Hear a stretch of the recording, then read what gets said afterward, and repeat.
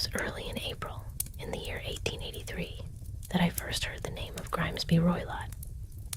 My friend Sherlock Holmes and I were roused before dawn by a young woman in a state of considerable agitation, dressed in traveling clothes and heavily veiled. She gave her name as Helen Stoner, and her distress was plain to see. Holmes bade her sit and compose herself, and presently she drew back her veil to reveal a pale and careworn face, the face of a woman not yet 30, yet touched already by anxiety and fear. She told us she had come by the first train from Leatherhead, having been in great terror through the night. Holmes regarded her with that quiet, penetrating attention I knew so well. He observed the mud upon her jacket, the train ticket in her fingers, and pronounced gently that she had taken great care to arrive unseen. She confirmed it was so, for her stepfather, Dr. Grimesby Roylott, must not know she had come to Baker Street. Miss Stoner's tale was a singular and troubling one. She and her twin sister Julia had lived with their stepfather at Stoke Moran, the ancient manor of the Roylotts of Surrey, since their mother's death some years before. Dr. Roylott, once a man of promise, had grown violent and reclusive upon their return to England, keeping exotic animals on the grounds and associating only with wandering gypsy folk. 2 years previously, Julia had become engaged to a half-pay major of Marines. Shortly before the wedding, she had come to Helen's room late one night, troubled by a strange whistling sound she heard each night from the direction of the doctor's chamber. 10 days later, Julia was dead. On the night of her death, she had cried out and fallen in the corridor, and with her last breath had whispered these words. It was the band, the Speckled Band. No cause of death was found. Now Helen herself was engaged to be married, and had been moved into her late sister's room. The whistling had begun again in the night. Holmes had barely finished examining the details Miss Stoner provided when the door was flung open and a huge man filled the frame. Swarthy, wrinkled, with fierce, deep-set eyes and a high, thin nose like a bird of prey. This was Dr. Grimesby Roylott himself, who had followed his stepdaughter to Baker Street. He was immensely tall, broad-shouldered, and though advanced in years, his frame showed enormous strength. He wore a black top hat and carried a riding crop. He glared at Holmes and announced himself with menace, warning Holmes not to meddle in his affairs and calling him a busybody and a Scotland Yard Jack. Holmes answered with perfect composure that he was aware of Dr. Roylott's reputation. The doctor, finding his intimidations without effect, seized the iron poker from the hearth and bent it into a curve with his bare hands, then flung it into the fireplace and stormed out. Holmes smiled, took up the bent poker, and with a considerable effort straightened it once more, remarking that our visitor was an exceedingly strong man, and one we should do well not to underestimate. That same afternoon, Holmes and I took the train to Leatherhead, and thence by trap to Stoke Moran.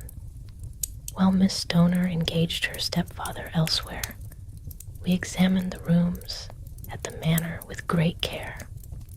Holmes inspected the shutters of Julia's room, now Helen's, and found them solid.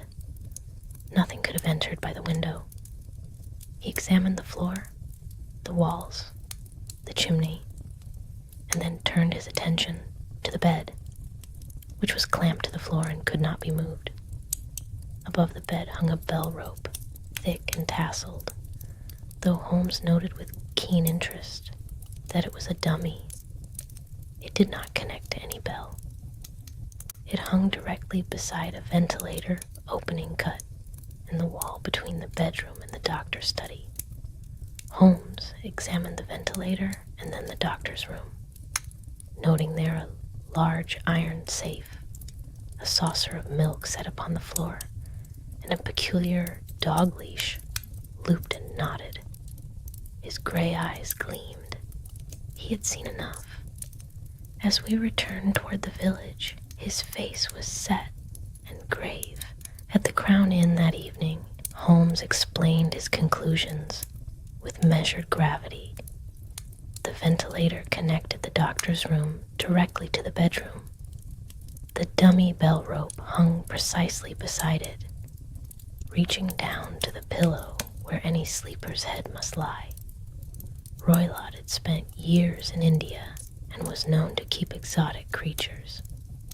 Holmes believed that the doctor had obtained a swamp adder, the deadliest snake in India, he said, and had trained it to travel through the ventilator on a signal, to descend the rope, and to strike whoever lay in the bed below.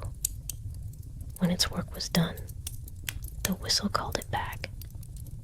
The venom left no mark that any English doctor would recognize, and so the cause of death remained a mystery. Julia's dying words, the Speckled Band, had described the creature itself. Now, with Helen moved into that same room and her engagement threatening Roylott's control of the estate income, the danger was acute. We must be on our guard that very night, Holmes said, and we must be ready to act. After dark, we were admitted quietly into the manor by Miss Stoner and took up our positions inside the bedroom, sitting in silence and in darkness. Holmes had warned me we must show no light and make no sound. For hours we waited in the blackness, and I confess the tension was very great. Then, just after 2 in the morning, a light gleamed suddenly from the ventilator above us, a gleam from the doctor's lamp, and a moment later, there came the low, soft sound of a gentle hissing. Holmes sprang from the bed, struck a light, and lashed furiously with his cane at the bell rope again and again. There was a dreadful cry, not from the room, but from the doctor's chamber next door. Holmes kept his hand upon my arm as we listened. Then silence. We lit the lantern and went together through the ventilator passage. There in his wicker chair sat Grimesby Roylott, his eyes fixed and staring, a peculiar yellow band with brownish speckles coiled about his brow. The swamp adder, roused to fury by Holmes's blows, had turned upon its master. It is not necessary to enter into the details that followed. The county police were summoned, and the facts were laid before them plainly. Holmes took the adder with the dog leash and returned it to the iron safe, where it remained until the proper authorities dealt with the matter.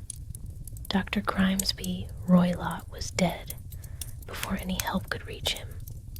The coroner's jury returned a verdict of death by misadventure. Holmes cared little for the verdict, as was his habit in such cases. As we rode back to London in the pale light of morning, he told me plainly that he felt no great burden of guilt for what had befallen Roylott.